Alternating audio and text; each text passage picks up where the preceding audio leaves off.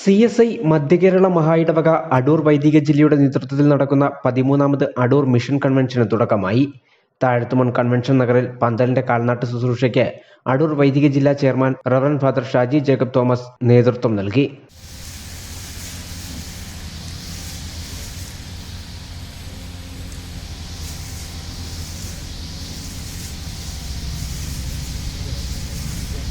Convention general convener reverend father Shibu P അധ്യക്ഷത വഹിച്ചു.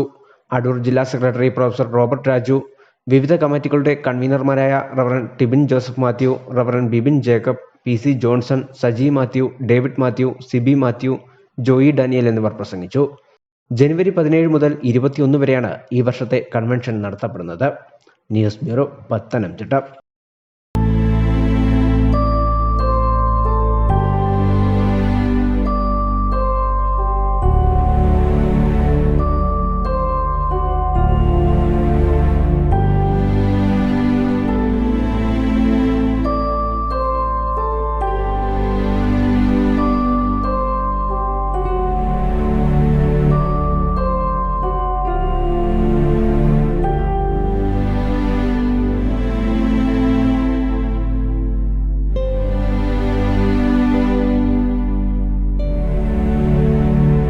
Zion Medical College Hospital, Adur, Pathanamthitta.